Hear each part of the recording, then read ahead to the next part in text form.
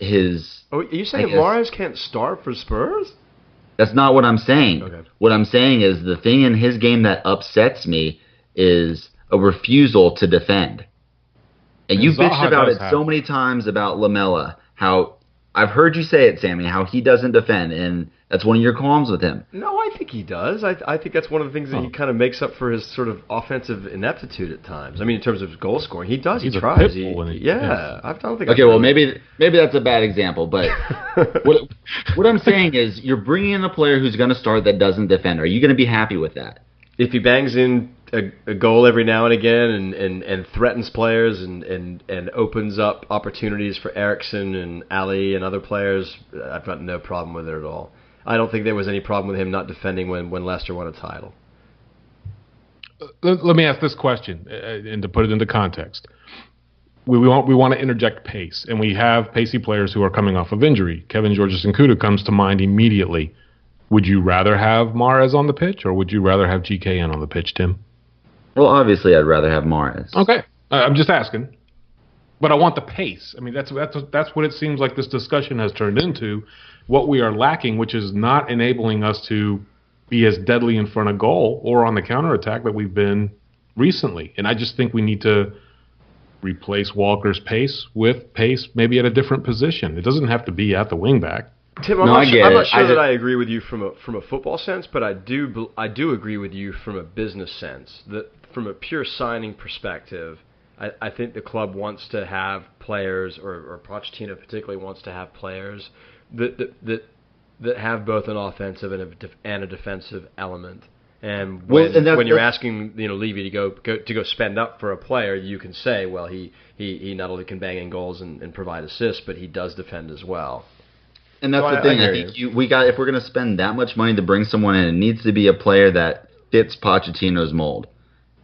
He wants players that are going to give us something moving forward and also come back and defend. And I don't think Mahrez fits that mold. He is a good player. Don't get me wrong. Does Martial defend? I don't know if we've seen enough from him to know if he does, because he doesn't get the chance to play full matches. Would you be unhappy if you signed an Anthony Martial? I don't think United would sell him. I wouldn't be unhappy, one, because the age difference. You're spending that type of money for someone you're going to get more years out of. So I think that's one of the reasons. I think they just signed Zlatan just so somebody else can't. If you want my honest opinion on it, I think that they would keep the player just to keep him away from other good teams. It makes economic sense. I mean, they're going to pay him. Yeah. They're going to pay him big wage. They don't have to pay a fee for him, and they're going to make up for it in commercial revenue and other ways. And to your point, nobody else gets him. But not that he would probably go too many other places. But so you get away from world class, and say we sign the players. I mean, the players are there to be signed. Say Zaha. I don't know. Would Crystal Palace take $40 million for Zaha? God, could you imagine paying $40 million for Wilfred Zaha? Oh my God. I'm just saying. I don't know. Barkley is 30, Aurier is 23, and Zaha is 40. But that's my whole point to all this. I mean, do we put our? I mean, it kind of goes back to the comment that I said that it doesn't surprise me that we're going to spend a lot of money right at the end, because you put yourself in a position where you got to spend a lot of money at the end. Here, I'm sorry, Kenny. I'm going to dampen your mood on Zaha. Yeah. With 3 days left in the window, 0 goals scored for the season, I don't think you can convince Palace to sell him, regardless of what you're offering, because selling him is kind of akin to them just signing off on being relegated. What the fuck did Swansea just do then, signing away Sigurdsson for £50 million when he was involved in 60% of their goals last year? They won this weekend. I'm not trying to defend Swansea's actions either, but that was with more time left in the window. But also, I mean, we had penned them as one of the teams to be relegated anyways. You're talking about someone, Palace, who the year before last, they were top 10. They had aspirations, and if you sell Zaha this late in the window, I don't think they have time to bring in someone, no matter how much cash they have sitting around to spend, that's going to bang in those goals and save them from relegation, because they are doing fuck all right now, and I wasted such a high pick on Benteke, and I'm pissed about it. It's okay. I'm on a podcast because I know something about football, yet I wanted Frank de Boer so bad. I shouldn't be allowed to ever speak about football. Wanted Pochettino. That's the only that and Ben Davis are the only two off-season before they happened calls that I've ever made that have come to fruition. Pochettino and Ben Davis. What a lineup. God.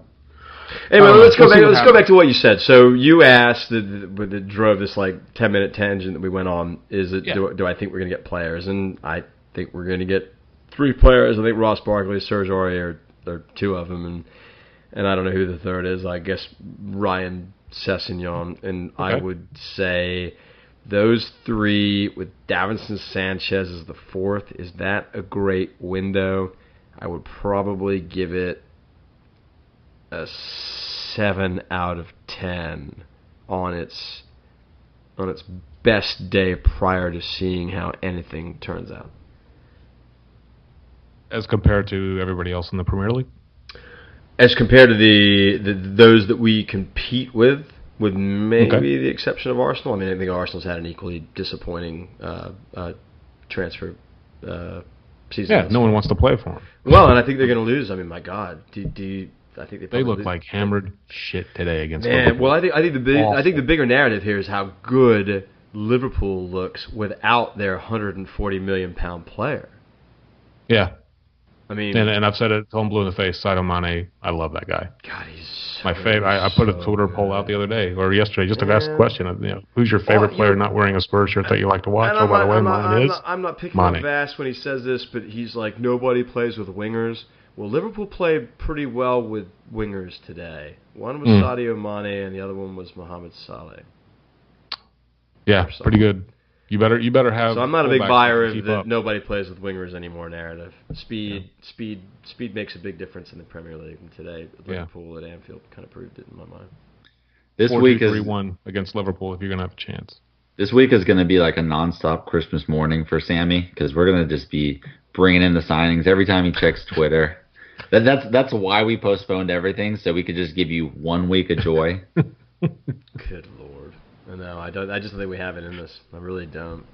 Yeah. I did read something, and I can't remember who made this comment. It was somebody that would have known. It was a few years ago, and it was the very last day of the season, and Daniel rang this guy up and said, was acting like it's Christmas Day, and it was the most energetic that he'd ever remembered Daniel being because it was like the last day of the window, and this is where Daniel springs to life. And look, we had Rafa van der Vaart on the last day of the season of the window, so I mean, I hear you. There's hope, but I just don't know the cast of characters, the universe of players that would fit, that would be influential. That I don't think it's that wide, and I think we're doing something big that none of us are going to expect. As my wife says, God bless your words. I hope so. I hope so. So, Timmy, you think it's one big signing? You don't think it's a combination of No, players? I mean, I think it is a combination, but I think there's one out there that's going to surprise all of us. Is there is there anybody, like, if you had to be, you're trying to be really creative, that actually has some modicum of, some amount of possibility that would be, a little bit outrageous, but could be doable, other than Isco and James? You know where I was going with that one. I had to take this away from you. Not James, obviously, because he just made a move. Right. That was before you took that away. I had to take this away from you.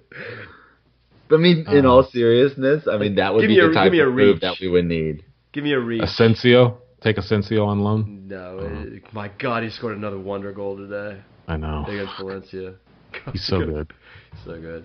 And it can't be Costa because they took Costa away from you as well. He's shit, though.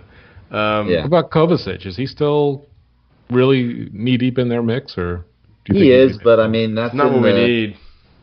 Yeah, exactly. Not what we need. Yeah. There were some reports, and I don't think there's any element of truth to him, but Lamar, that we're interested in him again. Maybe here's a question. Do you think what's happened thus far makes them a little bit more panicky? Makes Poch more panicky? In other words, look, Sissoko, I contend, was a panicky buy, so I wouldn't put it past our management, Pochettino and Levy particularly, to make a knee-jerk move for somebody.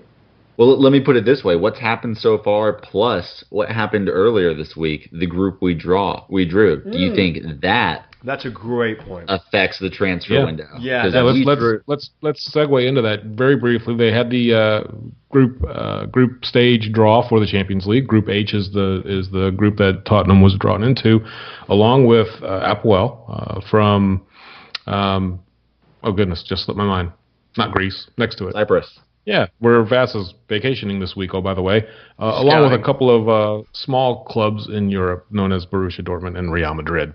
So some will call it a group of death. I think we are all kind of on the fence of the group of excitement. I mean, we're kind of looking forward to this thing, but yeah, to compete with those teams, there's got to be more. And when you look at the bench that Pochettino played today, putting Booth on the bench along with the regulars that we normally see, was that kind of a subtle poke at Daniel to say, hey, look, this is all I've got, man. Hey, and let me add something to you. I'm going to start with October 17th. We play at the Bernabeu against Madrid. We come back. We play Liverpool at home on the 22nd. 5 days later. 6 days later, we have United away. Then we play Madrid at home, which is all of our homes are away. Let's face it. Mm-hmm. Now we do have a little bit of a respite, if you will, and that we have Palace at Wembley, and then we play November 18th Arsenal at Arsenal, and we play Dortmund away the following week. That's nuts. Absolutely nuts. And I started that all off with October 17th, and it ended November 21st. Yeah. I mean, good God. So yeah. I mean, does that influence them as well? It did better. I can't. You can't expect the same 11 to go out there and play those matches. And if you're going to interject your substitutes into the starting 11, you're now interjecting Sissoko, Janssen. For fuck's sake, we love these players. They wear our shirt, but God, you got to get some better talent. Bottom line, we have to have better talent if we're going to do anything in those competitions that doesn't embarrass the club. And, oh, by the way, maintain top 4 in the Premier League. Yeah. And the thing is, the teams we're going up against, Dortmund and Madrid, they don't have hard games to deal with prior to and after our Champions League matches. Yeah, you mentioned that last year, too. But you said that was a narrative that you made last year, and you're absolutely right. Just by way of the leagues that they play. Yeah, and let me just go. Exactly. I'm just going to real quickly go down this. I mean, when we played Dortmund on September 13th, the match prior to it, just a few days before, we have Everton. And who do they have? They have Freiburg and then Cologne afterwards. So, I mean, they're going to be able to put out a full team on that one. Yeah. Then, I mean, I'm not really going to talk much about Apoel. And, I mean, so Spursy, that probably our easiest, sandwich matches are against Apoel, West Ham and Huddersfield, and then Watford and Stoke. We don't really have big names after those matches. But then you go to Madrid on October 17th, we played Liverpool a couple days after it. Who do they play? Getafe and Eibar. So they're going to be fielding a full team. Then the next match against Madrid, we have Man United a few days prior to. Who do they have? Girona and Las Palmas. And wasn't another? Oh, sorry, pardon me. And then the last one is just Dortmund on November 21st. We have the North London Derby right before that, and they have Stuttgart and Schalke. Like, though they're going to be fielding their top squads. And we have hard matches. We have to deal with this congestion, and that's, playing in the Premier League and the way it drew out. We have hard games either prior to or after these big European matches. And depth is going to be a problem, and that's what I was kind of getting at with the Mars thing is we don't need someone to come in to be a super sub. We need someone who's going to fit into the system, who's going to be able to take over and make an impact, or at least be status quo and keep it status quo for all those games. Yeah. I don't know. We'll see. I hope you're right, Timmy. I hope that there is a surprise signing out there, and I hope it's an impact style of player, and I hope it's the guy that Sammy wants. I hope it's Lamar. I think that he would be an excellent signing. I think he possesses all the tools that we need. And if not, then we get a poor man's Thomas Lamar, hopefully in like a Wilfred Zaha or possibly a Mahrez. I don't know. We'll see. And gentlemen, everybody in the Twitter sphere has completely discounted Apoel, but they've made a deep Champions League run in their history, and they have. I think they won their UEFA their EFL group last year. Don't discount anybody. I mean, it wasn't especially. I don't think it was a very strong group, but they had like Olympiacos, Young Boys, and Astana.